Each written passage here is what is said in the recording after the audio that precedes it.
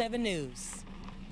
Caught up in an endless cycle within the courts, a family in Harmon County is at a loss on how to help their family member who suffers from mental illness get out of that cycle. But this family is not alone.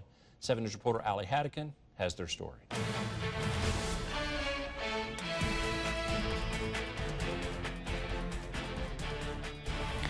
This is how I go to work every day just to forget about everything that's going on.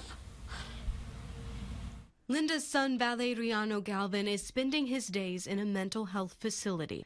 Back in January, police say Galvan was arrested for stealing a pickup and trying to run over a deputy. His family says this was hours after he was released from jail on a misdemeanor charge. He, his mother, and brother stopped at a gas station before heading home. My mom went in to pay gas, I pumped, and he walked across. He said, I'm going to go get that pickup, that Dodge. You got the keys in there waiting for me. According to court records, Galvan was determined incompetent and was court-ordered to the facility to regain competency. Court records show this isn't Galvan's first run-in with the law. But the family says he has suffered from mental illness for many years, and it usually is the source of his issues. Court records show he was diagnosed with schizoaffective disorder bipolar type in 2013. His family says they have tried to take him to hospitals and facilities since his diagnosis. They either do not have the money or Galvan does not stay long enough to get better. Galvan's mother says he will have intense mood swings, some causing him to get violent with the ones who love him the most. But then after a while, I couldn't handle him, and I didn't want him to do something worse. So I'm the one that called the cops and put him in jail the first time and the second time. Former Comanche County prosecutor Eddie Valdez, in his 30 years of experience, says he's seen other families like the Galvans, mainly with people who have a hard time getting on a path to recovery. And so in that case, it does become like, they're in and they're out, they're in and out, and nothing ever really seems to benefit them very much. He says sometimes the reason for that is because it's not the court's role to treat them.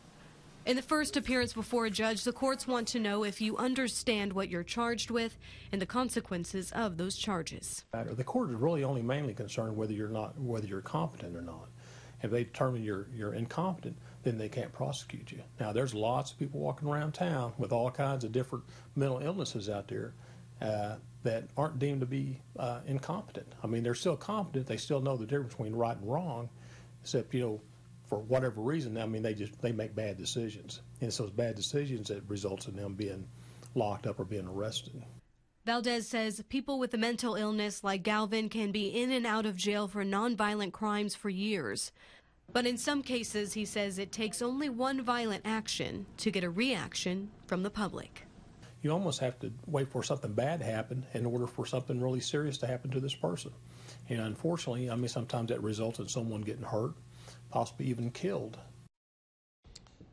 And Allie's here now with more. Mr. Valdez mentioned competency in that report. So how is competency determined in a case like this? Well, they use a statute that is already, in place, and we have that online right now. It's 5 questions that they typically use to determine that. Mr. Valdez also says that's on top of a doctor having some sort of evaluation with those questions. You can see those questions online on the story. But with Mr. Valdez told me is that, families like the Galvans are not alone. This happens quite often. So if you do have this kind of situation happening in your family, feel free to reach out to me through email or message me on my Facebook page. I would love to hear your story. You can find my information on the story on our website at kswo.com. All right. Thanks a lot, Allie. Appreciate your work.